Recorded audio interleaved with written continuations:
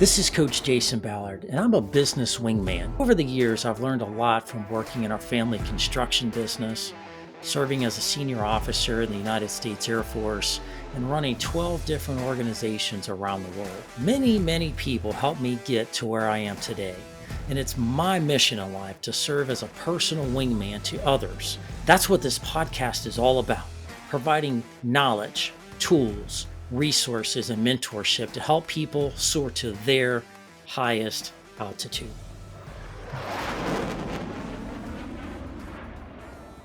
Welcome to the Soar Higher podcast. This is your host, Coach Jason Ballard. Really excited to be with you this week.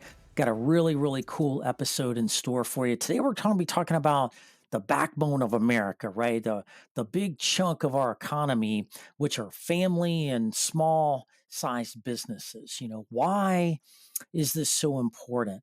Because there are certain things about family-owned businesses and small businesses that make them unique, make them special. There's a lot of lessons we can learn from those, whether you're in a small business, medium-sized business, a large corporation, a nonprofit, a government organization. We can all learn from these types of organizations and how to be more successful. And as a business coach, I work with these types of businesses all over the world, whether it's in Brazil or Europe or Asia or all across the United States. I work with a lot of family-owned businesses from across different industries, manufacturing to trucking to logistics to farming to aviation related.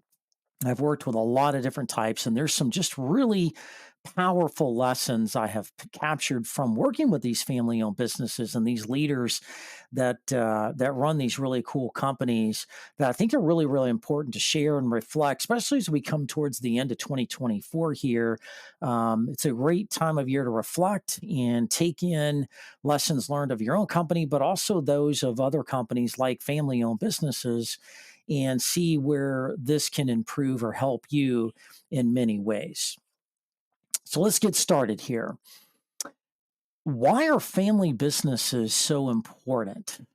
You ever think about that? I don't know if you work in a family-owned business or not. I don't know if you ever had the privilege of doing that, or if you've just been in the corporate sector, universities or government or whatever industry you're in. But why are family businesses so important?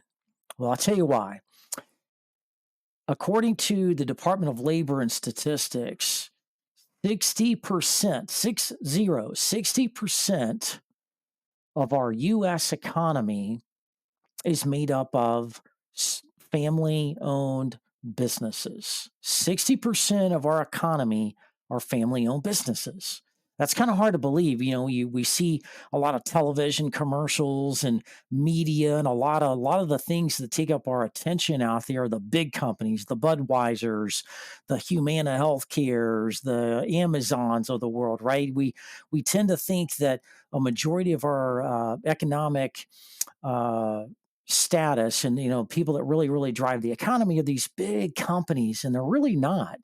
They only make up about 30 to 40% of the overall economy, but a little over 60% are family-owned businesses spread all across the country, in big towns to small towns.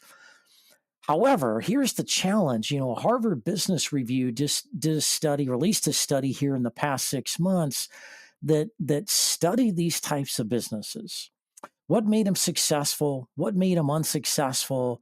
And they had found that out of 70% of these family-owned businesses that start will never make it past the next generation, the second or third level of generation. 70% of those. So that's kind of scary. Let's put that into context. 60% or more of our economy are family-owned businesses. However, a good majority, almost 3/4 of those that start, may never make it past the second generation.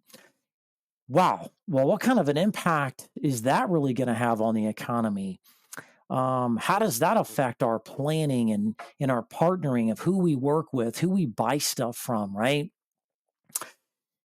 puts things into context. And so, wherever you are, whatever kind of business you have, whatever kind of industry that may be in, let's think about a couple things here. One, do you want a stronger overall economy?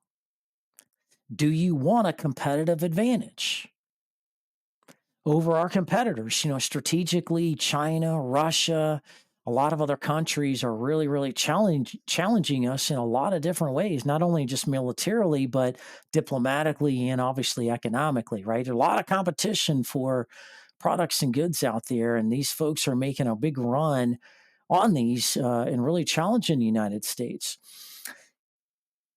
But do you want a strong economy? Do you want the best chance to win? Do you want a competitive advantage, not only against foreign countries that we may be outsourcing to, but even locally in your own town, in your own state? Do you want opportunities to live the American dream, however you define that for you? Do you want the best opportunities for your kids, for that next generation? Well, there's some things, I'm assuming you're saying yes to these things. I think most of us want those things, need those things. And so I think we can examine some of the dynamics of these family owned businesses and see how we can take those lessons learned and bake them into your own business, regardless of the size or the industry that may be in, right?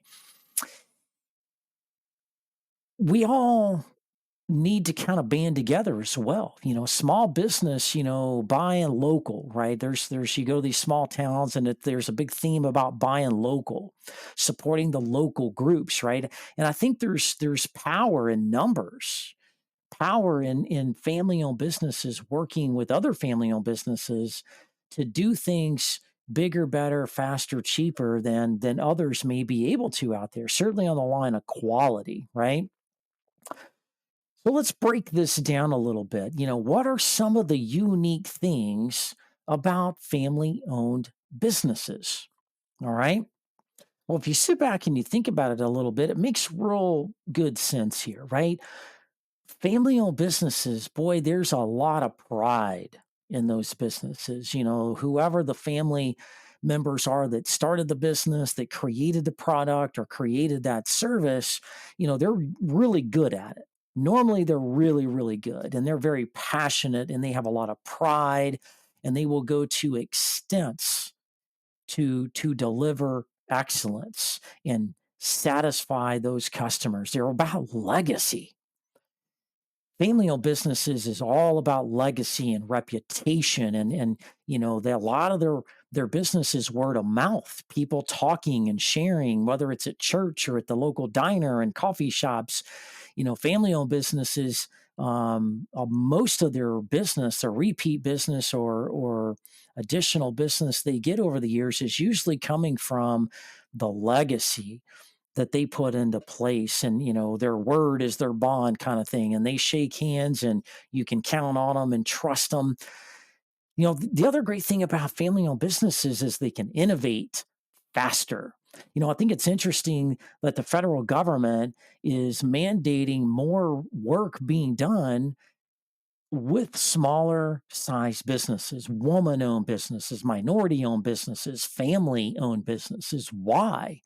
Because the government's huge and a lot of the contractors they hire, they're larger and it takes them longer to do things. And so if you really want to innovate and you want to really drive competition and you really want to drive excellence and you want to put new things out there that are technology based or AI based or whatever that may be, boy, the family owned businesses can innovate a lot faster than a lot of the other businesses. They can pivot faster, right? Another thing I think is really powerful about family-owned businesses is the strong sense of community, the strong sense of connecting to customers, really truly connecting with them and getting to know each other and trusting each other. There's a strong sense of community and community support, whether your business is in the local parades that happen a couple times a year down on Main Street. Whether you're sponsoring a sports team, there's just a real strong sense of community there with them, and a real strong sense of doing the right thing and supporting people in whatever ways that they can. I remember I remember in my family owned business, I grew up in a construction family, and working with my dad ever since I was a little kid.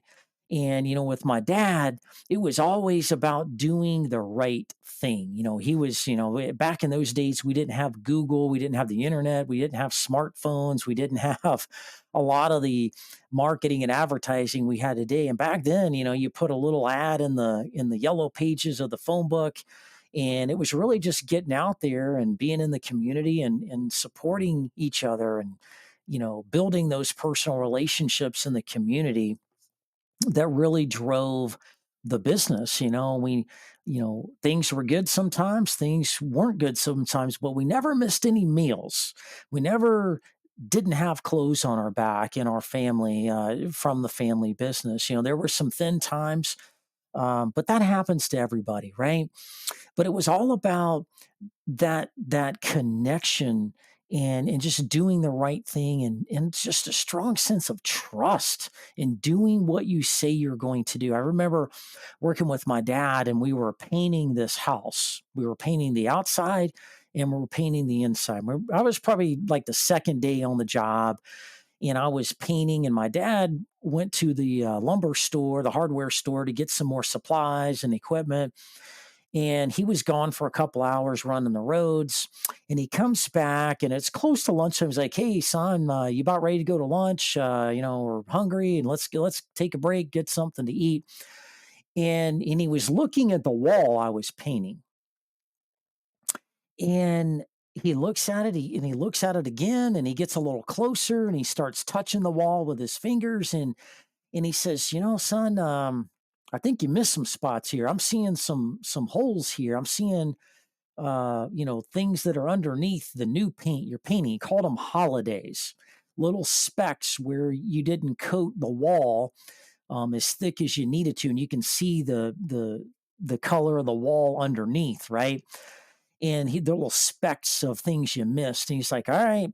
He says, "All right, well, we're going to take a break and go to lunch, but when we get back, I want you to start all over again at the beginning of the wall over here on the left hand side. And from left to right, you're going to paint the entire wall all over again."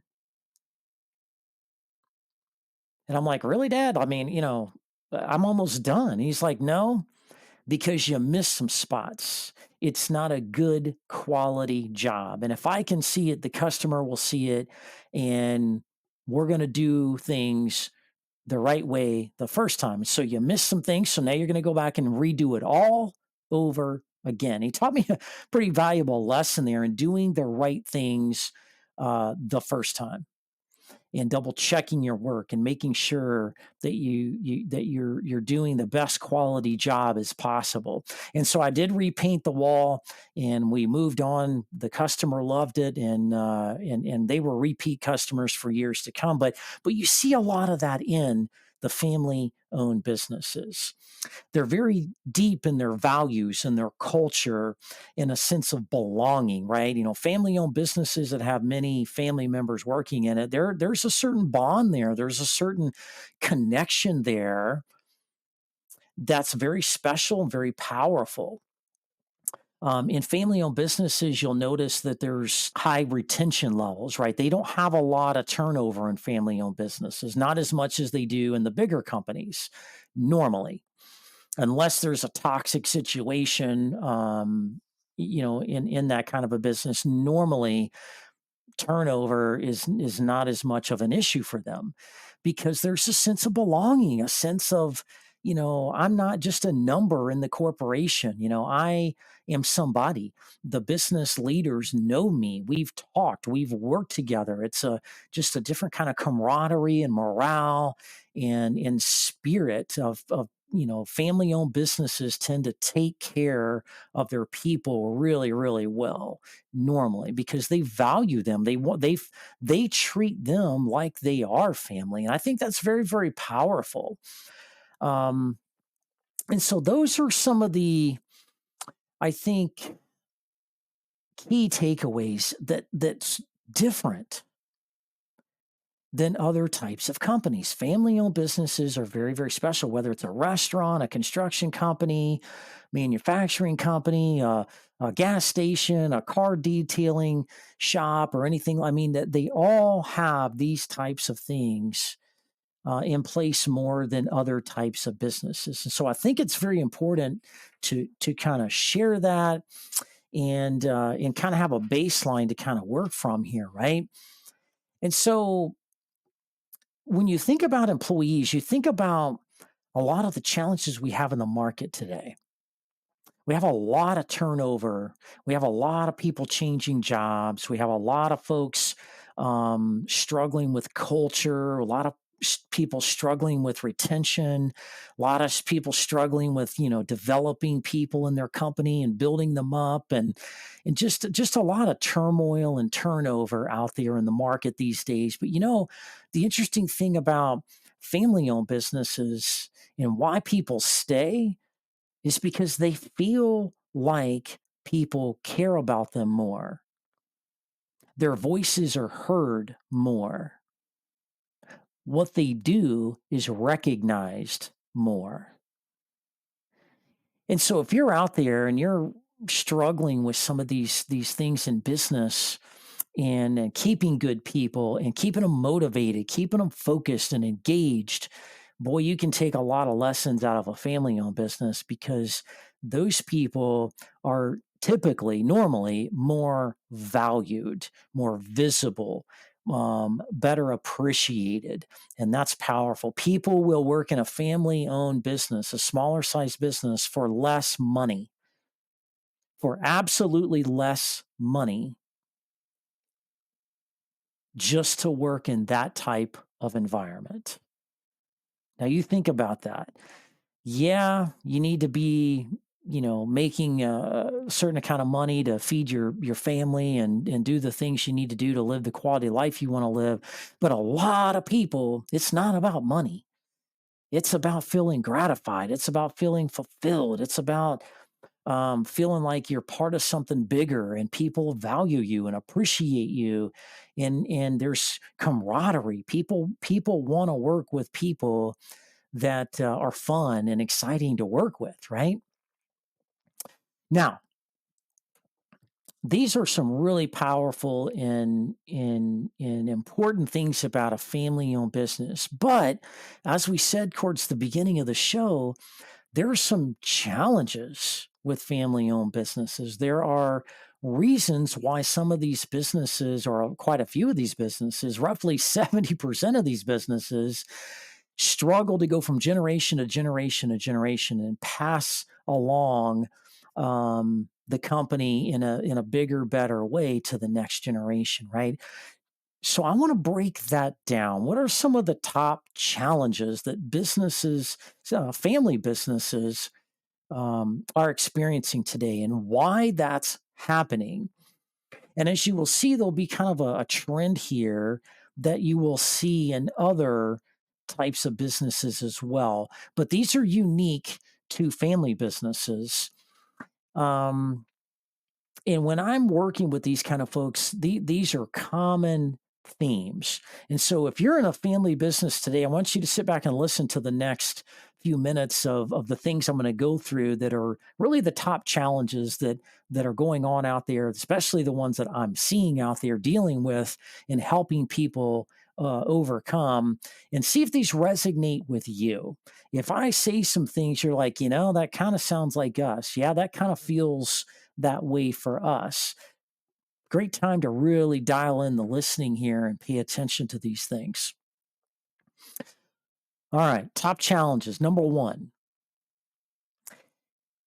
family dynamics. Family businesses have quite a few family members in them. Sometimes There's one leader at the top that's the CEO of the business. That might be the father or the uncle or the grandpa or somebody. Sometimes it's two people. It could be a brother and a sister that are, co-equally running the company at the top of the totem pole for their business. But that family dynamic is an interesting one, right? One, family businesses, people are very, very close. They've grown up together. They know each other better than most people in the world, right? Um, but they are also challenged with separating family stuff from business affairs. Sometimes an argument over the Thanksgiving turkey dinner in the family dinner table sometimes can bleed over. Sometimes a disagreement on how you're raising your kids, or where you live, or what you do, or who you marry, and you know what kind of car you drive, or what kind of decisions you make in your life, in your personal life. Sometimes parents, siblings, cousins, aunts, uncles may or may not agree with those things. And sometimes that bleeds over into the business to where people are kind of chippy at business and maybe are taking things personally or maybe too sensitive, right? Sometimes in family businesses, there's this line of separation of what's business and what's not business. And some companies do are able to navigate that well and keep business business, but a lot of them struggle with that, right? There can be, especially among family members, more emotion, right? Take things personally. There also can be some biases. Sometimes the if the father or the mother is running the company, they've been running the company for a number of years, and their children or other siblings in the company, or they work in different positions in the company, they can like, well, we've always done it this way. That's the some of the family members that are the leaders can get stuck in their ways, right? They can become resistant to change and be open to new ideas and open to innovate. They kind of get in a comfort zone sometimes, and where the younger generation will challenge them on some stuff, whether it's marketing or driving new products and services or new opportunities out there. And that can create some friction where if you're not open and you're not listening to people and you're shutting people down, boy, that can really cause some issues, especially amongst the family members, right? Sometimes in family dynamics of a business, sometimes family members in the company, it feels like a jobs program, right? Wherever, if you're in the part of the family, um, and you want a job, they're going to make a position for you. And that sounds great on the outside, but a lot of times people are given jobs and put in positions when they're not really qualified. They're not trained. They're not educated or certified or experienced enough for the role. And the thought is, well, we'll put them in there. We'll start making them earn and they'll figure it out. They'll learn. They'll do this. They'll do that. And they'll come along and figure it out. Well, heck, they a lot of times when people are put in those positions are set up for failure because they don't understand what's going on. If you're put in charge of HR, human resources, and you've never been to school for HR, you've never been in classes, you've never been certified, you've never been trained, and you don't understand what the laws are around human resources in your state, and you don't understand what compliance is about and how to draft policies and procedures and deal with vendors that offer benefits programs and keeping track of the payroll, hiring people, fair and equitable hiring and firing practices. You really need to know what you're doing there. But boy, I see this. I've got a client I've worked with here recently, and they've done that. They've put a few people in human resources. They put some people in finance, and they really do not know how to do those things. They're learning on the job. And the question is, well, where the heck are they learning it from? From the people that have been there who don't know how to do it because they're not experts or trained in it themselves, right? And so that creates a lot of issues, which creates a lot of problems where you can't grow and you can't scale, and you can't do things in a timely manner. You can't do things efficiently. You can't do things as an expert, as an authority, and that creates problems at some point. And eventually you have to make some changes or the company will struggle. Then you get in the category of the 70% that end up going out of business because they didn't put the right people in the right place, right? Putting family members in the family business is great, but you got to set them up for success to make sure they can do the job, and they're excited to do the job. They want to do the job. The worst thing you do is give somebody in your family a job that they don't like or want to do, but that's the only thing you can give them to do. And then they're miserable doing it, especially if they're not trained or qualified, because then you even get more frustrated. And then when you get disgruntled, frustrated family employees, things start going bad. So when those kind of things happen, there's infighting that happens. Um, People feel entitled. People come and go as they please. Um, the emotions take over. They get easily distracted from the plan, the priorities. People aren't working well as a team, not working well, striving for those bigger picture things. So those family dynamics are real. I see this all the time. I've got 4 different family businesses in different sectors of the economy in different places around the country that have these same exact issues, and working through those can be a real challenge.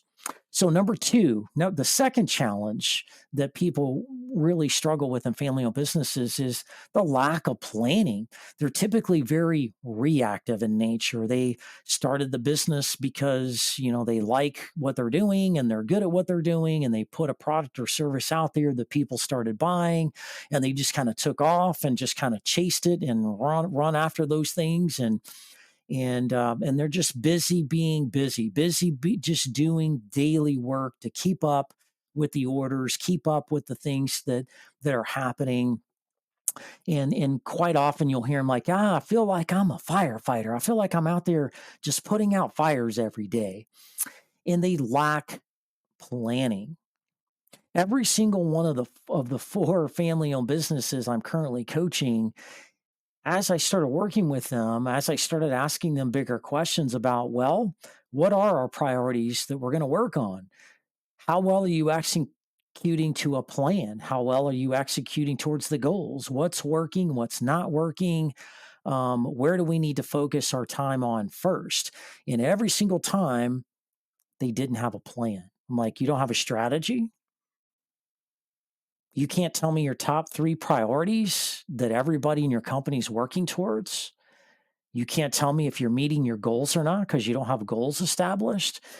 Wow. Yeah, no wonder things are kind of disorganized and they feel stressful and frustrating, and people are coming and going, right? Um, they also lack discipline in the budgeting process, right? When you ask people, okay, what's the IT department budget? What's the marketing, budget? What's the sales budget? What's the operational budget? When you start asking questions around, they're not really good at budgeting and forecasting and projecting, and that causes them a lot of problems. Another thing in family-owned businesses I see common all the time, it kind of falls under the element of planning, is succession. Like, what happens when dad, who runs the company, is out on vacation for a week? Who makes decisions? What happens if dad has a heart attack? Hopefully that doesn't happen, but stuff happens. People get in car wrecks, people have health issues. I've got a family-owned business right now where a year ago, the dad had a heart attack and was out of pocket for like 4 or 5 months, and the company went down. Nobody knew what to do. Everybody was waiting on him to tell them what to do and what direction to go in and who was doing what. It was chaos. They didn't have a succession plan. Who's in charge when this person's gone? Who gets to make decisions? Who has the authority to do things? Um, and are you training those people underneath you with the right training and credentials to take over for you at some point and allow other people to grow up from underneath you, right? Really, really important things that you see quite often in a family owned business. The third thing is erratic cadence, like the rhythm for which they do things week to week is kind of reactive, right? They don't have a good rhythm of meetings a couple times a week to keep track of what's going on and the priorities and doing that in a very proactive manner. Things are just very erratic and somewhat, some people call it managed chaos, right? Causes a lot of problems. Number four, a lot of family owned businesses within the first couple of years of being in business or when they turn over to a new generation, they quickly hit a ceiling for their ability to grow, add capacity, add capability, their ability to scale, their ability to expand, their ability to, innovate and drive new things going forward to keep their company strong and relevant, right? They hit a ceiling also because certain people in the company are afraid to let go of control. They're like, "Well, I know how to do this, and I'm going to control the finances. And if I turn this over, somebody could screw it up, and it can cause problems." Right? Control is huge. Another thing that people struggle with when they hit a ceiling is usually because they're not experts at all things in business. They're usually an expert or one or two things in the business, certainly the things that surround their products and services, but maybe marketing, maybe they're good at sales, but they're usually good at a couple of things, but not all things across the business. In putting the right people with that level of expertise in the right spots and relinquishing that control, delegating, setting up boundaries for people to work in, putting checks and balances in place that everybody can be held accountable to limits them. And so those are the kinds of things they need to be thinking about, right? The fifth thing is limited outside perspective, right? Sometimes a lot of times these family owned businesses get busy doing their day to day and they hire people along the way and they just do what they've got to do to keep up with everything and continue to make money and continually try to buy equipment and keep up with things. And again, they hit that kind of ceiling on their knowledge, their expertise, their skill levels, right? And they lack the ability to connect with the right people outside of the company that they can partner with, connect with, brainstorm with, whether it's consultants or somebody like me that's a business coach or just a peer group or a mastermind group or whoever that is, they limit themselves sometimes by not plugging into things outside of the company that can give them a broader perspective about what's going on in business and what other people are doing that's working, proven strategies, tools, resources, trainings, knowledge, skill based things that can really help them move the needle. Lack of knowledge about what's out there and who can help them with those things is lacking in those businesses. So, those are the five really top challenges that these family businesses, unique type of businesses have that really causes some problems and contribute to that 70% that don't pass it on to the next generation. So, question is, what do we do about that? What can we take away from that we can all learn from to help these family businesses, to help your own business that may be partnered with a family business? How can we take this and do something positive with it? And so I've got a couple things I want to share with you along those lines. Some of the best ways to deal with and combat these issues, overcome these issues, and mitigate the risks that comes with that, right? As leaders and decision makers, it's our job to be proactive. It's our job to kind of pull our head out of the weeds and look more strategically down the road, have a plan, and mitigate risk and position yourselves in the best place to win and position yourself in the best place where you can mitigate risk. And when you can do those things, usually really, really good things happen. So here we go. First thing I would advise you to do is rewire your thinking. It's mindset. Think bigger, think better. Okay. In a family owned business, while it feels good to give everybody a job, while it feels good to feel like you're taking care of people and doing nice things and contributing to the world and the community, a family owned business or any other business, as far as that goes, is not a jobs program. Just because somebody needs a job doesn't mean it's the right time, they're the right fit, they're trained, qualified, et cetera. So it's not a jobs program. Now, if you're looking to take care of somebody, looking to help somebody in the family, great, but do that in a methodical manner. Assess them, figure out where the best place for them to work is. What skills and abilities do they bring to the table? What are the gaps on your team that they need to, maybe help you fill that they're best qualified for? What training, tools, resources do they need to get started and do a really great job for you versus kind of struggling and fumbling and bumbling through this, trying to figure out all on their own? Never, ever works out. All right. So rewire your thinking there.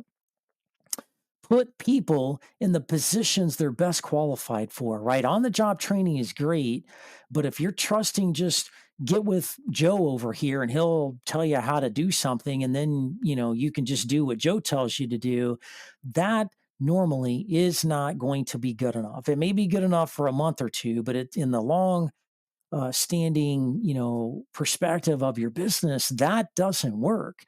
Put qualified people, build them up to be qualified people, and put them in those roles, and then they'll be more successful.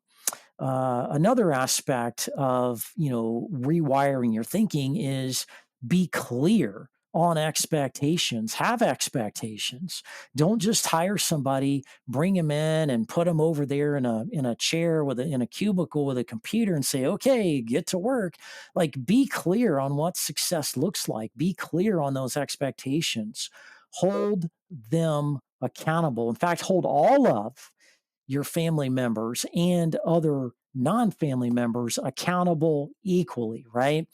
One of the things that I see in family businesses is they're a little bit more lenient on family than they are non-family members. Like, well, you're family, you're not. And so the people that aren't family members, I'm going to be harder on you, tougher on you, manage you closer, because I'm paying you money and you're supposed to do what you're supposed to do.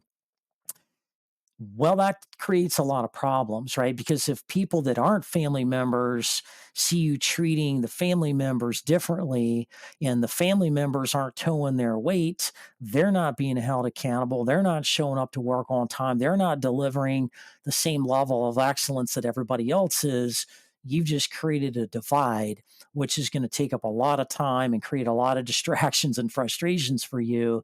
Set the standard. In fact, I'd even recommend be harder on your family members to set the example for everybody else. Next, give people the right authorities to do their job. Decentralize some of that decision making. If everything, all decisions and all authorities go through one person at the top, you cannot grow and scale. You can't have everything in the company go through one person. You've just created a single source of failure. Happens all the time in small businesses, right? So once people are trained and qualified, once they built that trust, once you've got the team running in the ways that they need to be running effectively, efficiently, communicating, reporting out, accountability, driving excellence in all the different areas of your business, continue to delegate those things and relinquish that authority and empower people to do those things. Family, disagrees has personal differences all the time. Keep those disagreements private. Keep them between individuals outside of the company. Step outside, go to lunch, have private conversations. Do not let family drama, arguments, disagreements, emotions spill over to where everybody in the company is seeing that and feeling that and having to walk around on eggshells. Again, that distracts people to disruption, an unnecessary disruption in the business that you don't need, that's going to cost you time and money. Decision making, you're in business to make money. You're in business to provide people valuable products and services. You're in business to do things to make a difference in your world you live in, the community you live in the lives of the customers that buy your stuff, right? And so decision making, a lot of family owned businesses make short-sighted decisions, and I would encourage you to make good decisions that are in the long-term best interest. So hiring a family member, disciplining a family member, firing a family member, whatever that may be, whatever challenges you may face, whatever opportunities you may be presented for your business or your people in the business, always ask yourself, what's in the best interest of our company long term? And you'll make the right decisions. And if you've got toxic people, if you've got especially family members that are toxic, bringing in drama, can't get their emotions under control, it's all about them, they want all the attention, they can't be a team player. If it's not a fit and they're causing more problems than they are adding value, never ever be afraid to cut a family member. It could be one of the best decisions you've made. It doesn't mean you don't care about them. It doesn't mean you won't still be on friendly terms with them, but sometimes family members just can't work together. There's this company I coached a couple of years ago. They're in manufacturing. It was a dad and a son, and the dad was getting close to retirement within a year or so, and he's kind of on his way out, and he's showing up less to the office. The son's stepping up and he's eager and ready to take over. And the dynamics of that relationship were very tense. I mean, when I was with these two individuals, boy, you can cut the tension with a knife. They just did not see eye to eye. They just did not. They occasionally got on the same page. They just have different approaches to things. And no matter what I said or what we did, we made good progress, but there's still this underlining thing. We could never get past it. And there was a point where I had a private conversation with the dad, and I said, "Look, what's in the long term best interest of this company? Why are you hanging on? Like, you can retire. This guy had millions of dollars. He had no debt. He was, in his 60s, mid to upper 60s, and he just kept hanging on because he was scared to let go. He was scared to transition in retirement. He was, was worried something would go bad, right? And it was really about his insecurities. It was really about him feeling needed, feeling having purpose. But that was driving things to a negative degree where it was holding the company back. And the son and the dad just didn't get along. And there was a point where I said, "Look, I think it's time for you to step aside. This is not going to work anymore. This is causing more problems." And he eventually did step aside. We worked with him on his purpose and where he needed to focus going next. And that worked out really, really well. He kind of started this little side hustle, and he was working with some kids in the community and mentoring them and helping them in the school. And it was really a really beautiful ending. And then the son and I worked on the business and driving that business forward, and really making some important changes that needed to be made. And it worked out. But never be scared to make a tough decision about a family member where it's just not working out. Maybe it's bad timing, maybe it's just too much some things that were said and done are just too soon. It's too new, too raw. Sometimes, it just can't work out, and you have to, kind of go separate ways. The next thing I'd say to help overcome, some of these challenges in businesses is team planning. Get the team together, talk about the business, talk about where the business is going and the vision of this and why that's important, and where the opportunities are, where the threats are, and how to navigate the company going forward. Get the company in a cadence, get them in a rhythm of doing things every single week where you can create discipline, right? You think about football, college football, most of the games are played on Saturdays in the fall, right? So there's a cadence to that. Monday, they go to practice and they look at film and figure out, what didn't go well from the last game on Saturday. And then they go practice and they drill and they get it, they do the blocking and the tackling and all the practices. They're studying their new opponent coming up on the next Saturday, preparing themselves for that challenge. And then they go play the game, and then they have Sunday off and they rinse and repeat, getting in a cadence of reviewing how things are going, setting the tone for priorities and goals going forward, to reviewing that, and setting up meetings and things to really get that in a tight cadence is important, because it sets expectations, it sets the tone. Next, I would say always have a backup plan. Never allow the family owned business or any other business to be singularly focused around one individual. Make sure that if one person's out, somebody else has the ability to do something. Make sure there's continuity there. Make sure people know what needs to be done and how to get into systems, and they have authorities legally to do things. They know who to talk to when things go wrong or there's issues or questions, right? Passing along that knowledge, multiple people having access to that and be talking about that and sharing that and dialoguing through that is really key. It's not a matter of if, it's a matter of when something may happen and somebody's not around that has the golden answer, and you don't want to be stuck holding everything up, waiting on one person. And lastly, plug into the bigger picture. There's a big old world out here, and a lot of businesses have gone through things that you're going through. You're not alone, you're not unique. The things that you're going through have been gone through with other people. Let down your pride, let down some of that ego, and reach out and ask for help. Plug into other groups that have leaders in them, whether it's in your church or peer groups, mastermind groups. Hire a business coach, a consultant from time to time as you need to work on things and be that unbiased expert coming in that can share industry best practices and proven strategies. Plug into what's going on in your industry, connect in with those associations that's connected to your industry, conferences, expos, right? There's a bigger picture of what's going on, and you want to make sure you're plugged into that.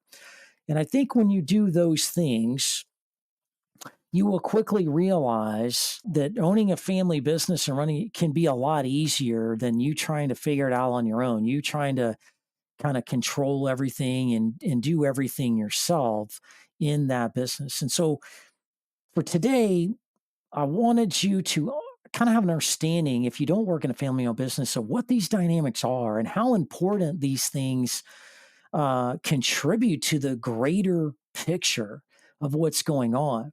And I'm a firm believer where the tide rises, it will float all boats.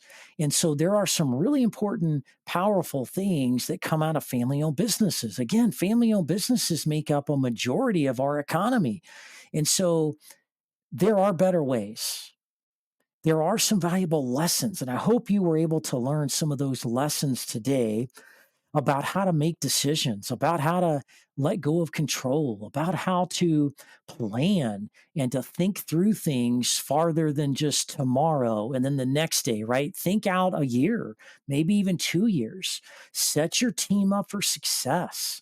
And I think when you can do that in a family owned business, those businesses will be able to drive the number of businesses that don't pass it on to the second generation from 70 down to 50, down to 40, down to 30. And that's what we want to do. We want to drive that down to where family businesses can have long standing generational success one after the other. There's also those takeaways that you can apply in your business, whether it's a small business or a large corporation. These principles apply there too. And I think when we do all of those things, really great things are happening. You as leaders are contributing to the greater community, the greater economy on a whole nother level that I think raises the boats for everybody, right? Think win-win for not only your group, but others out there that you have an impact on as well. So that's it for today's show. Really powerful lesson today. Next week, we got another great show in store for you. Next week, we're going to be talking about how your limitations can become your greatest strengths. And we're going to talk about an inspiring story of a blind man that did the impossible, right? Overcoming your limitations and achieving great things. You don't want to miss that show. Look forward to seeing you next week. Have a great week, everybody.